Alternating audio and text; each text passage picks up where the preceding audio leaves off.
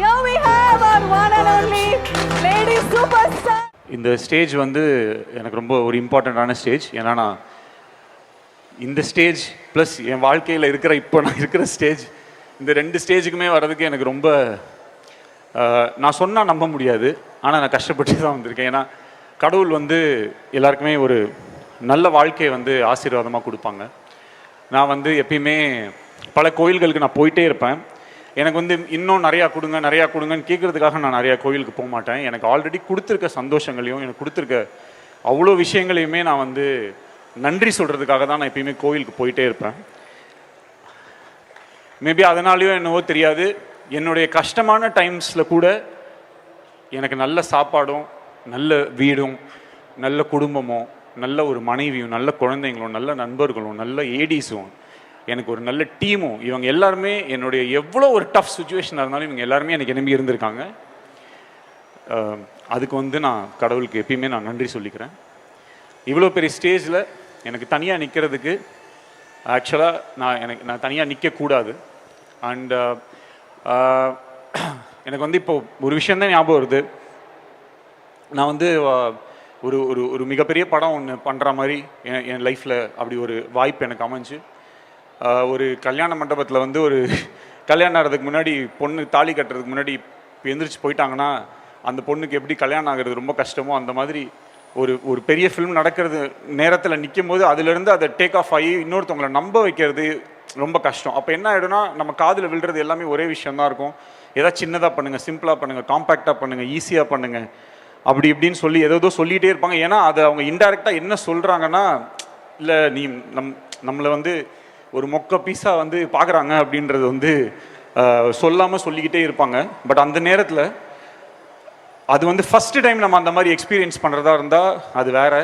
But அதை பல தடவை நம்ம எக்ஸ்பீரியன்ஸ் பண்ணியிருந்தோம்னா, ஏன்னா நம்மளை இதே மாதிரி பல தடவை வந்து இது வேஸ்ட்டு இது, ஏன்னா நானும் ரவுடிதான் படமுமே வந்து அந்த படத்தை சென்சார் காப்பி எல்லாம் பார்த்ததுக்கப்புறமேல்ட்டு கூட யாருமே நல்லா இருக்குது இப்போ சூப்பராக இருக்குலாம் சொல்லலை. எனக்கு வந்து ஒரே ஒரு கனெக்ஷன் தான், அது வந்து எனக்கும் அந்த தியேட்டருக்குள்ளே வர அந்த ஆடியன்ஸுக்கும் இருக்கிற அந்த ஒரே ஒரு கனெக்ஷனை நம்பி வாழ்கிறவன் தான் நான்.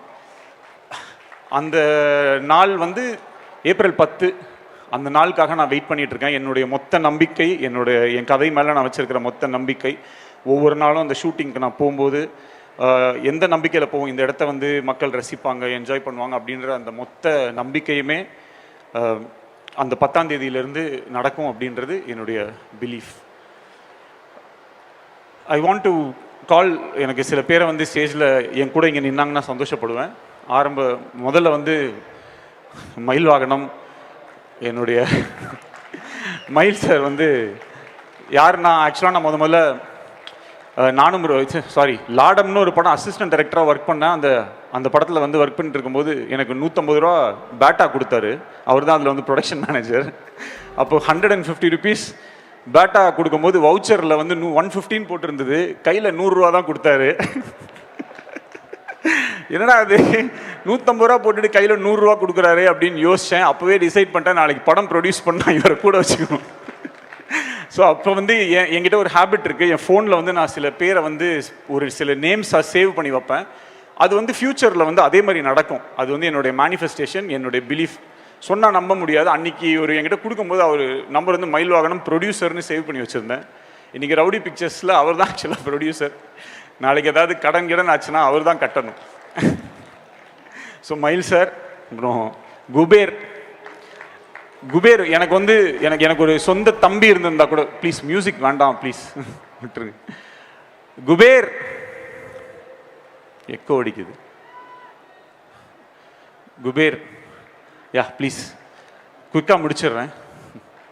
எனக்கு ஒரு சொந்த பிரதர் இருந்திருந்தா கூட என் ப்ரெஷர் தாங்காமல் நேரம் ஓடி இருப்பாங்க, இல்லைனா நான் சாப்பிட்ற ஃபுட்டில் சுகர் போட்டிருப்பாங்க. ஏன்னா இது வந்து ஈஸியாக இருந்தது கிடையாது. இந்த படம் எடுக்கிறதுக்கு வந்து இந்த புஸ்வானம் முடியட்டும். ஒரு படத்தில் இந்த விவேக் காமெடியில் வரும் இந்த மாதிரி, இது ஒருத்தம்போது தம் இருக்கான்னு கேட்க மாட்டாங்க, ஃபர்ஸ்ட் தீப்பெட்டி இருக்கா அப்படின்னு, அப்புறம் தம் இருக்கா அப்படி கேட்போம். அந்த மாதிரி தம் அடிக்க வெறும் வாய் மட்டும் எடுத்துகிட்டு வந்த மாதிரி இந்த படத்தை எடுக்கிறதுக்கு என்கிட்ட எதுவுமே இல்லை, வெறும் நம்பிக்கை மட்டும்தான் இருந்துச்சு. ஏன்னா ஃபர்ஸ்ட் இந்த படத்துக்கு பிளான் பண்ணேன். நான் முதல்ல அந்த படத்துக்கு பட்ஜெட் போடும்போது 150-200 crore செலவாகும் அப்படி சொல்லிட்டு நான் இதெல்லாம் சொன்னால் பெரிய பட்ஜெட் உடனே ப்ரொடியூசர்ஸ்லாம் இப்படி அவர் பெரிய படம் பண்ணுவோம் அப்படின்ற ஆசையில் கடகடன்னு வேலை நடக்கும்னு நினச்சா அடுத்த வாட்டி அந்த இதே நடக்கல. ஸோ இது வந்து காத்து வாக்கில் 2 காதல் படத்துக்கு முன்னாடியே நான் பண்ண வேண்டிய ஒரு படம். அப்போவே SK-17 சொல்லி அனௌன்ஸ்மெண்ட் ஆன ஒரு படம் தான் அது. அப்போது இது நடக்காதுன்னே எனக்கு தெரியாது. ஆனால் அது நடக்கும் நான் இது பண்ணிட்டே இருந்தேன். அப்புறம் ஒரு நாள் எனக்கு புரிஞ்சிருச்சு இது நடக்காதுன்னு சொல்லிட்டு. அப்போ அதுலேருந்து நான் வெளில வந்துட்டு அதே அவங்க சொன்ன மாதிரி காம்பேக்டாக ஒன்று பண்ணுங்கள், சின்னதாக ஒன்று பண்ணுங்கள், நம்மளால் அவ்வளோதான் முடியும் அப்படின்ற மாதிரி ஒரு மைண்ட் செட்டில் நான் அந்த படத்தை நான் பண்ணி முடித்தேன். காத்து வாக்கில் 2 காதல். அதுக்கப்புறம் ஒரு நாள் நான் செஸ் ஒலிம்பியாடை வந்து டிரெக்ட் பண்ணுறதுக்கு ஒரு ஆப்பர்ச்சுனிட்டி கிடச்சிது. அந்த செஸ் ஒலிம்பியாடை நான் பண்ணும்போது ஒரு சின்ன விஷன். ஏன்னா நான் எல்லைக்கையில் வந்து நான் இது வச்சுருந்தேன், அது என்ன இந்த நேப்பியர் பிரிட்ஜுக்கு வந்து பெயிண்ட் பண்ணலாம். ஏன்னா நெக்ஸ்ட் டே வந்து சீஃப் மினிஸ்டரும் AR ரஹ்மான் சாரும் சேர்ந்து ஒரு பாட்டில் டான்ஸ் பண்ணுறாங்க, அந்த சாங்கில் பெர்ஃபார்ம் பண்ண போகிறாங்கன்னு சொன்னோடனே இது எங்கே ஷூட் பண்ணலாம் அப்படின்னு நினைக்கும் போது நேப்பியர் பாலத்தில் வந்து இதை பண்ணால் நல்லாயிருக்கும் அப்படின்னு எனக்கு தோணுச்சு. அப்போது அந்த நேப்பியர் பாலத்தை வந்து பிளாக் அண்ட் ஒயிட்டில் வந்து பெயிண்ட் பண்ணலாம் அப்படின்றது நான் ராகினி எங்கள் ரெனேசன்ஸ் இந்த டீம் நாங்கள் வந்து அது யோசித்தோம். அப்போது அந்த இதை பார்க்கும்போது எனக்கு அன்றைக்கி அந்த நைட்டு வந்து அந்த shooting next day shooting night வந்து நேப்பியர் பிரிட்ஜ் ஃபுல்லாக பிளாக் அண்ட் ஒயிட் பண்ணும்போது எனக்கு திருப்பியும் அந்த எல்லைக்கையோட ஒரு ஃபீல் எனக்கு இருந்துச்சு. பட் ஆனால் அப்போ ஆல்ரெடி நான் என்னோட நெக்ஸ்ட் ஃபிலிம் கமிட் ஆயிருந்தேன். சம்டைம்ஸ் நமக்கு சில இன்ட்யூஷன்ஸ் இருக்கும், இந்த ஃபிலிம் நடக்கும், எப்படியாவது இது நடக்குமோ, இது ஒரு நடக்க போதோ அப்படின்ற மாதிரி ஒரு தோணிகிட்டே இருந்துச்சு. பட் அது வேறு மாதிரி சுற்றி வேறு மாதிரி போய் அது கடைசியில் அன்றைக்கி ஒரு சின்ன ஹோப் இருந்தது இது நடந்துடும் அப்படி சொல்லிட்டு. அப்புறம் அங்கேருந்து அப்படியே சென்னையோடைய ஃபியூச்சரிஸ்டிக், ஏன்னா ஒரு டிரெக்டராக ஒரு ஃபில்ம் மேக்கருக்கு வந்து இருக்கிற பிக்கஸ்ட் பிளெஸிங் என்னென்னா அவங்க என்ன வேணால் கற்பனை பண்ணலாம், அது வந்து நிஜத்தில் அவங்க வாழ்க்கையில் நடக்கும். இப்போது ஒரு டிரெக்டர் ரொம்ப பெரிய பணக்காரனாக இருக்க மாட்டான், ஆனால் அவன் படத்தில் இருக்கிற சில கேரக்டர்ஸை ரொம்ப பணக்காரனாக காட்டுறது, சந்தோஷமாக காட்டுறது, ரொம்ப ஒரு நிறைய நல்ல விஷயங்களாக காட்டுறது வந்து ஒரு டிரெக்டருக்கே கிடைக்கிற ஒரு பெரிய புண்ணியம் அது. அவங்களுக்கு அந்த ஒரு ஸ்பெஷாலிட்டி இருக்குது. நம்ம என்ன வேணாலும் நம்மளோட கற்பனை எல்லாத்தையுமே சினிமாக்குள்ளே சொல்லலாம். நம்ம சொன்னோன்னா ரெயின் அப்படின்னா ரெயின் வரும், ரெயின் கட் அப்படின்னா ரெயின் கட் ஆகிடும், ட்ரெயினை பேக்கில் போக சொல்லலாம், ஃப்ரண்ட்டில் வர சொல்லலாம். இதெல்லாம் ஒரு டிரெக்டருக்கு கிடைக்கிற ஒரு கிஃப்ட். அந்த மாதிரி தான் எனக்கும். ஸோ நான் பார்க்கணுன்னு நினைக்கிற ஒரு சென்னையை நான் நினைக்கிற இந்த ஃப்யூச்சரில் இந்த உலகம் எப்படிலாம் இருக்கணும்னு நினைக்கிறது எல்லாத்தையுமே இந்த படத்தில் எனக்கு வந்து அந்த கோலிவுட் அப்படின்னு இப்போ நான் எல்லையில் நான் போகும்போது ஹாலிவுட்னு ஒரு போர்டு இருக்கும், அதே மாதிரி கோலிவுட்னு ஒரு போர்டு இருக்கணும். இந்த மாதிரியெல்லாம் ரொம்ப ட்ரீம்ஸ்லாம் இருந்தது. அதெல்லாம் படத்துக்குள்ளே இன்கார்பரேட் பண்ணணும் அப்படின்ற ஒரு ஆசையோடு இந்த ஃபில்மை வந்து பண்ணேன். இப்போ இந்த ப்ராசஸ்க்குள்ளே போகும்போது என்ன ஆயிடுச்சுன்னா ரொம்ப டஃப் ஆகிடுச்சு. அப்போது எனக்கு ஒரு டீம் இருந்துச்சு. ஸோ இந்த பிக் ஃபில்ம் ஒன்று நடக்க வேண்டிய ஃபில்ம் ஒன்று அப்படியே டக்குன்னு ஓவர் நைட்டில் எல்லாமே மாறிடுச்சு, லைஃபே தலைகீழ மாறிடுச்சு. ஸோ என்ன பண்ணுறதுன்னு தெரியல. ஆனால் அந்த டைம்லேருந்து இப்போ வரைக்கும் சில பேர் என் கூடவே என்ன பிலீஃபில் இருந்தாங்களோ தெரியாது, என் கூடவே இருந்தாங்க. ஹரீஷ் வா, திவ்ஸ் வந்து எங்க திவ்ஸ் டக்குன்னு வா, டைம் இல்லை. திவ்ஸ் வந்து இபி பல டைம் வந்து என்ன ஆகிடும்னா, நாங்கள் இப்போ டெல்லி சண்டிகர் அந்த மாதிரிலாம் ஷூட் பண்ணுவோம், ரொம்ப கஷ்டமாக இருக்கும் ஷூட்டிங். எங்களால் அந்த பேமெண்ட்ஸோ அந்த விஷயத்தெல்லாம் ஆன் டைம் பண்ண முடியாது. ஸோ பீயிங் அ கேர்ள் அவள் வந்து ஒரு இபியாக அதை ஹேண்டில் பண்ணால் அவளுக்கு வந்து அவ்வளோ மோசமாக வந்து அடுத்த நாளில் வந்து அவ்வளோ பிரச்சனைகள் இருக்கும். அதை எப்படி அவள் ஒரு லேடியாக வந்து ஃபேஸ் பண்ணியிருப்பான்னு எனக்கு சத்தியமாக தெரியாது.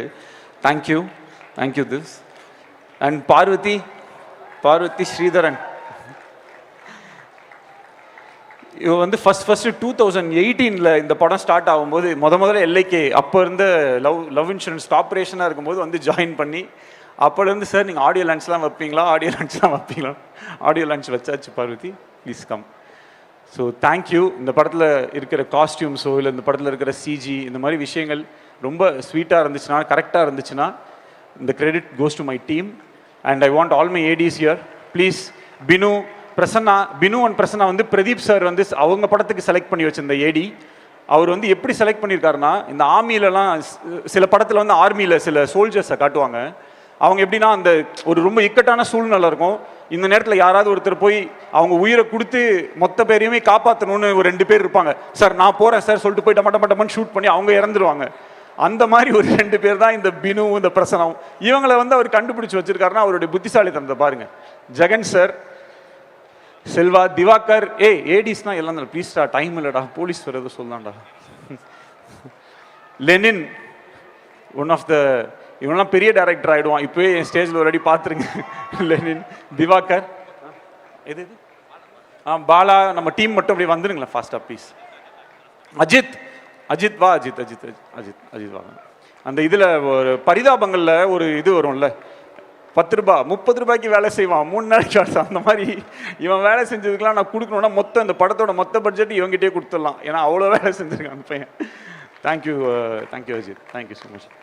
ஸோ யா, இப்போது இந்த படத்தை இப்போ ஆண்டனி கம் இது அப்புறம் இந்த படத்தை எடிட் பண்ணுறதுக்கு நான் ரொம்ப கஷ்டப்பட்டேன். ஏன்னா எனக்கு வந்து என்கிட்ட எல்லாமே இருந்துச்சு, கான்ஃபிடன்ஸ் மட்டும் பெருசாக இல்லை. ஏன்னா இவங்களை தவிர வேறு யாருக்குமே என் மேலே வந்து பெரிய ஒரு கான்ஃபிடென்ட் இருக்க மாதிரி எனக்கு தெரியல. எல்லாத்துலேயுமே ஏதோ டவுட் இருக்க மாதிரி இருக்கும். ஸோ பிரதீப் ராகவ் கிட்ட வந்து நான் ப்ளீஸ் ப்ரோ வந்துருங்க, பிரதீப் ராகவ் கிட்ட நான் ஒரு வெர்ஷன் பண்ணுவேன், கட் பண்ணுவேன், இது பண்ணுவேன், அது பண்ணுவேன். கிட்டத்தட்ட வேர்ல்டு ரெக்கார்டு ஒரு எப்படியும் 100 வெர்ஷன்ஸ் பண்ணியிருப்போம். இப்போது ட்ரெய்லருக்கு ஒரு எப்படியும் ஒரு 500 கட்டாது பண்ணியிருப்போம். அவ்வளோ இதை பண்ணி எனக்கு வந்து ஹெல்ப் பண்ணார். ஒரு ஆக்சுவலாக ஒரு கோ டைரக்டர் மாதிரி அதில் இருக்கிற கதையில் இருக்கக்கூடிய நிறையா ஓட்டைகள் ஒரு இதில் எல்லாமே ரொம்ப and I really enjoy working with as a human being also is a great friend to me. So இது எல்லாமே இவங்க எல்லாருமே சேர்ந்து இந்த ஃபில்மை வந்து நான் எடுக்கிறதுக்கு வந்து எனக்கு பயங்கரமாக ஹெல்ப் பண்ணிட்டாங்க. ஒரு நாள் பிரதீப் பிரதருக்கு வந்து நான் மெசேஜ் பண்ணேன், இந்த மாதிரி நான் உங்களை மீட் பண்ணணும் பிரதர், நான் கதை சொல்லணும் பிரதர்னு சொன்னேன். ஓகே அப்படின்னு சொன்னார். அப்போ போயிட்டு நான் சொல்லும்போது அவருக்கு வந்து ஸ்கிரிப்ட் ரொம்ப பிடிச்சிருந்துச்சு. அதுலேருந்து எண்ணி 2வது நாள் சொல்லிட்டாரு. அதுக்கப்புறம் ஓகே அப்படின்னு சொல்லிட்டு ஆரம்பிச்சிட்டோம். அப்போ ப்ரொடியூசர்ஸ் இந்த மாதிரி விஷயங்கள்லாம் செட் ஆகலை. அப்போது ஒரு இப்போ பர்டிகுலர் ப்ரொடக்ஷனில் பேசியிருந்தோம். அங்கே வந்து பயங்கரமான பட்ஜெட், பெரிய பட்ஜெட் சொல்லி என்னடா டிலே ஆகிட்டே போகுது. ஏன்னா ஆல்ரெடி அந்த ஃபிலிம் வேறு நடக்கலை, என்னடா இது அப்படின்னு சொல்லி எனக்கு ரொம்ப கஷ்டமாயிடுச்சு. அதுக்கப்புறம் அங்கேருந்து மூவ் பண்ணி எப்படியோ கொண்டாந்து அவரை வந்து எப்படியோ கன்வின்ஸ் பண்ணி இது பண்ணும்போது நேராக ஒரு நாள் என்ன ஆயிடுச்சுன்னா, இந்த படம் நடக்குமா நடக்காதான்னு ஆகும்போது வேற ஒரு ஃபிலிம் இப்படிலாம் சில விஷயங்கள் வந்துச்சு. ஆனால் எனக்காக அவருக்கு வந்து அந்த டைமில் ஒரு மிகப்பெரிய ஆப்பர்ச்சுனிட்டி கிடைச்சது டு டிரெக்ட் அ ஃபிலிம். அவ்வளோ ஆப்பர்ச்சுனிட்டிஸ் கிடைச்சும் அவர் கொடுத்த அந்த ஒரு வேர்டுக்காகவும் எனக்காகவும் ஒரு ரொம்ப இந்த ஒரு டஃப் சுச்சுவேஷனில் நீங்கள் நின்னதுக்காக lifetime I am grateful to you Pradeep and I love you. அதோடு நிறுத்தாமல் நீங்கள் இந்த படத்தில் நடித்த விதம், அதில் ஒரே ஒரு விஷயம் வந்து என்னென்னா, அந்த நம்ம டெல்லியில் நாங்கள் ஷூட் பண்ணிகிட்டு இருந்தோம், இன்டர்வல் சீக்வன்ஸ் எடுத்துகிட்டு இருக்கோம். ரொம்ப ரொம்ப முக்கியமான சீக்வன்ஸ், பயங்கர எமோஷனல் சீக்வன்ஸ், அவர் படுத்து அழுது பயங்கரமாக நடிக்க வேண்டிய சீக்வன்ஸ். அந்த சீக்வன்ஸ் அந்த எடுத்துகிட்டு இருக்கும்போது எங்களுக்கு அங்கே சுற்றி வந்து என்னென்னா ஃபுல்லாக டெல்லி அவங்க ஆளுங்கெல்லாம் வந்து பயங்கரமாக அடுத்த ஆளுங்க வந்துட்டாங்க, அங்கே வேறு செட்டு போடுறதுக்கு வந்துட்டாங்க. அவங்கெல்லாம் கத்துறாங்க, சண்டை போடுறாங்க. அப்போ இவன் இந்த திவ்ஸ் இங்கே என் டீம் எல்லாம் போய் அங்கே சண்டை போட்டுட்டு இருக்காங்க பயங்கரமாக. ப்ளீஸ் சார்னு கெஞ்சுறாங்க, இவங்க காலெல்லாம் விழுறாங்க. அந்தளவுக்கு அங்கே ஒரு இது போயிட்டுருக்கு. இங்கே வந்து நான் கேமரா வச்சு நான் எடின்னு சொல்கிறேன். அங்கே இடத்துல வேறு எந்த ஆக்டராக இருந்தாலும் எனக்கு கொஞ்சம் இல்லை, எனக்கு கான்சென்ட்ரேட் பண்ணணும், இல்லை இப்படி இருக்குது அப்படி இருக்குன்னு சொல்லுவாங்க. ஆனால் அந்த சுச்சுவேஷனை பயங்கரமாக புரிஞ்சுக்கிட்டு அத்தனை டேக்ஸ் அவர் நடித்தார். அவர் திருப்பி அவர் பண்ணிகிட்டே இருந்தார். ப்ரோ பண்ணிடலாம் ப்ரோ. அந்த இடத்துல பிரதீப் வந்து நாட் ஜஸ்ட் அ ஹீரோ, அந்த இடத்துல ஒரு டிரெக்டராக என்னோட பெயினோ அந்த இடத்துக்கு நம்ம என்ன கஷ்டப்பட்டுருப்போன்றதை இது பண்ணி அவர் நடித்த விதம், அந்த சீக்வன்ஸ் நான் இப்போ வரைக்கும் நான் அந்த இன்டர்வல் சீக்வன்ஸை நான் வந்து பார்க்கும்போது எல்லாமே எவ்ரி டைம் எனக்கு ஞாபகம் வரதெல்லாம், இந்த மனுஷன் வந்து அந்த இப்படி ஒரு சுச்சுவேஷனில் இப்படி ஒரு நடிப்பை கொடுத்துருக்கானா, இவன் என்ன எப்படிப்பட்ட சுச்சுவேஷனில் வேணாலும் என்ன மாதிரி ஒரு நடிப்பு வேணாலும் கொடுக்க முடியும். He is a gifted, very very gifted, blessed and a highly talented writer, director and an actor. He is the best. எனக்கு தெரிஞ்சு நிறையா ஹெல்ப் எடுத்திருக்கேன் நான் பிரதீப் கிட்ட இருந்து. நான் நிறைய லேர்ன் பண்ணியிருக்கேன், என்னை நிறைய ரிஃபைன் பண்ணியிருக்கேன். எனக்குன்னு நான் ஒரு ஜோனில் இருப்பேன். பல்ஸில் வந்து பிரதீப் இஸ் இன் பல்ஸ். நான் மேபி கொஞ்சம் அங்கங்கே எனக்கு கொஞ்சம் சில விஷயங்கள் நான் வந்து எக்ஸ்பெரிமெண்டல், இந்த மோர் ஆஃப் இது வரலையா அப்போ இது நம்ம பண்ணுவோம் அப்படின்ற ஒரு ஏரியாக்குள்ளே நான் போயிடுவேன். ஸோ இதெல்லாம் வச்சு ஓவராலாக இந்த படத்தை அவர் வச்சு எடுத்தது மிகப்பெரிய சந்தோஷம். அண்ட் அனி சார், அனிருத், அனி ப்ரோ, எனக்கு என்ன ஒரே ஒரு விஷயம்னா, நான் எப்போ ஏதாவது எமோஷ்னலாக பேசிடுவேன், ஏதாவது பேசிடுவேன்றதுலேயே அவர் பயந்து நான் எப்போ காம்ப்ளிமெண்ட் கொடுத்தாலுமே அதை அவர் எடுத்துக்க மாட்டார். பட் அவர் அப்படி இருந்தாலும் நான் அதை வந்து பெருசாக கண்டுக்க மாட்டேன், நான் சொல்கிறத சொல்லிடுவேன். ஒரு வாட்டி நானும் ரவுடிதானோட என்ஆர்டி இஷ்யூ இது எனக்கு வந்து பாண்டிச்சேரியில் இந்த படம் எடுக்கணுன்றது என்னுடைய ஆசை. ஆனால் அன்றைக்கி டேட்டில் பாண்டிச்சேரிக்கு போய் ஒரு 4-5 நாள் ஸ்பெண்ட் பண்ணுறது கூட என்கிட்ட வந்து காசு இல்லை. அப்போ அன்னிக்கிட்ட தான் நான் சொன்னேன், தலை நான் வந்து இந்த மாதிரி பாண்டி போகிறேன், போயிட்டு இந்த கதையை மட்டும் நான் ப்ரிப்பேர் பண்ணிட்டு வந்துடுறேன் அப்படின்னு நான் சொன்னேன். சொல்லிவிட்டு அப்போ ஆக்சுவலாக எவ்வளோ 200-250 ருபீஸ் இருந்தது பஸ்ஸில் போகிறதுக்கு வச்சுருந்தேன், அவ்வளோதான் இருந்துச்சு. அப்போது நான் போயிட்டேன் பஸ்ஸில் போயிட்டேன். அப்போது எனக்கு வந்து ஒரே மெசேஜ் மட்டும் அனுப்புகிறாரு, இந்த மாதிரி Vicky inside your bag 50K I have kept அப்படின்னு சொல்லி அனுப்பிச்சாரு. அன்னி உங்களுக்கு ஞாபகம் இருக்காங்க சார், அன்றைக்கி வந்து 50,000 ரூபாய் பணத்தை எனக்கே தெரியாமல் என் பேக்கில் வந்து வச்சுட்டாரு. அப்போது அந்த பஸ்ஸு எல்லாம் போயிட்டு இருக்கும்போது அந்த பஸ்ஸு கம்பி ஃபுல்லாக வந்து என் டிஎஸ் இருந்துச்சு. என்னால் அந்த மொமெண்ட்டை லைஃப்பில் மறக்க முடியாது. அவரோட மியூசிக் மட்டும் கிடையாது, எனக்கு அனி ஆஸ் அ பர்சன் வந்து எனக்கு ஒரு பெரிய கிஃப்ட். அதுக்கப்புறம் அந்த work music I am so fortunate. எவ்வளோ டிரெக்டர்ஸ், எவ்வளோ ஹீரோஸ் அவரோட வந்து ஒர்க் பண்ணணுன்றது அவங்களுடைய ட்ரீமாக இருக்கும்போது, ஆனால் எனக்கு வந்து அந்த ஆப்பர்ச்சுனிட்டி எவ்ரி டைம் வந்து கிடைக்குது அப்படின்றது எனக்கு ஒரு பெரிய சந்தோஷம். தேங்க்யூ அனி, thank you for this. So yeah, இப்போ இது எல்லாமே ஓகே. இப்போ இந்த படத்தில் அப்பப்போ ப்ரொடியூசர் நயன்தாரான்னு வந்துட்டே இருக்கு. நாங்கள் மலேசியாவுக்கு ஷூட்டிங் போனோம், அங்கே எல்லாமே ரெடி, எல்லாமே நான் பை குட்வில்ல நம்ம பேசியாச்சு. ஆனால் அங்கே இப்போ போகிறதுக்கு சில அட்வான்ஸஸ் சிலதான் பே பண்ணணும். அப்போது மார்க்கெட் வந்து கிராஷ், டோட்டலாக ஓடிடி மார்க்கெட்டுன்றது கிராஷ் ஆகிடுச்சு. ஸோ ஓவரால் பட்ஜெட்டை ரீஒர்க் பண்ணணும்னு சொல்கிறாங்க. சொல்லும்போது நம்ம ட்ரீம் வச்சுருப்போம் இல்லையா, இவங்க தான் இந்த படத்தை நடிக்கணும், இவங்க தான் இந்த படத்தை எடுக்கணும் அப்படின்றது நம்மளுடைய ட்ரீம். அப்போது திடீர்னு அந்த விஷயம் எல்லாத்தையும் நீ கட் பண்ணுங்கன்னா எனக்கு வந்து இந்த படத்தில் ஒரு ஃப்ரேமை கூட நான் நினச்ச மாதிரி எடுக்காமல் நான் போக மாட்டேன்றதில் நான் உறுதி ஆகிட்டேன். அப்போ எனக்கு என்ன பண்ணணும்னு தெரியல, ஷூட்டிங் எப்படியே நடந்தே ஆகணும்னு நான் இருந்தேன். அப்போ குபேர் கிட்ட தான் சொன்னேன், என்ன பண்ணுது, இல்லை வரல, இந்த ஷூட்டிங் இந்த ஸ்கெடியூல் தள்ளி தான் பண்ணணும் அப்படின்ற மாதிரி அவரும் சொல்லிட்டாரு. ஸோ என்ன பண்ணணும்னு எனக்கு தெரியல. அப்புறம் சரி நடக்காதுன்ற மாதிரி இருந்து திடீர்னு ஓகே டிக்கெட் போட்டாச்சு, போயிடலான்னொடனே மலேசியாவுக்கு போயிட்டோம். மலேசியாவில் போய் ஷூட்டிங் நடந்துடுச்சு. மலேசியாவில் இருக்கும்போது தான் எனக்கு வந்து தெரியும், அந்த பணம் வந்து மூக்குத்தி அம்மன் படத்துக்கு வந்து வாங்கின அட்வான்ஸை வந்து போட்டு அந்த ஷூட்டிங் வந்து நடந்துச்சு. அந்த மாதிரி ஒரு ஒய்ஃப் அண்ட் ஒரு சப்போர்ட். ஒய்ஃப்னா ஆக்சுவலாக நயன்தாராக்கு வந்து இந்த ஆடியோ லான்ச் இந்த மாதிரி விஷயங்கள்லாம் அவங்க வரமாட்டாங்க. இந்த மாதிரி ஒரு விஷயம் எல்லாமே இருக்குது. பட் இந்த ஆடியோ லான்ச்சை வந்து இங்கே உட்காந்து 2 நாளைக்கு முன்னாடி இங்கே வந்து கண்டக்ட்லாம் பண்ணி எல்லாமே பண்ணி இந்த அளவுக்கு இதை வந்து செட் பண்ணி இப்போ வந்து ஏதோ எங்கே உட்காந்துட்டு இருக்காங்கன்னு தெரில. ஆக்சுவலாக ஏதோ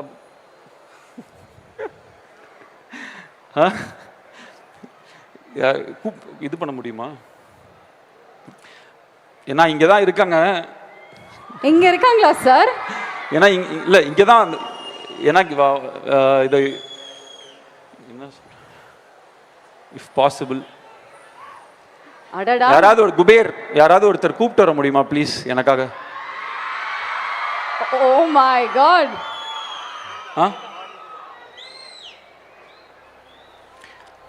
ஒரு ஒய்ஃபா, ஒரு ப்ரொடியூசரா, நடிகை நயன்தாராவை ஆடியோ லான்ச் கூப்பிட்டு வரது என்னால் முடியாது, என்னால் அதை அஃபோர்டும் பண்ண முடியாது. பட் ஐ டோன்ட் நோ இதுக்கு நான் என்ன சொல்லணுன்றது எனக்கு தெரியாது. சார் எங்களுக்கே படபடன்னு இருக்கு சார். நோ இல்லை, எஸ்கேப் ஆகிருக்காங்களான்னு தெரில. சம்டைம்ஸ் ஸ்டார்ட் ஆனதுக்கப்புறம் கிளம்பி ஏதாவது ஒன்று பண்ணுவா. இதுக்கு என்ன பண்ண போகிறாங்கன்னு தெரில. இருக்காங்களா? ஓய், oh my God. Here we have our one and only lady superstar Nayanthara. குயில்கள் கிளிகள் கொட்டம் சூழட்டும்.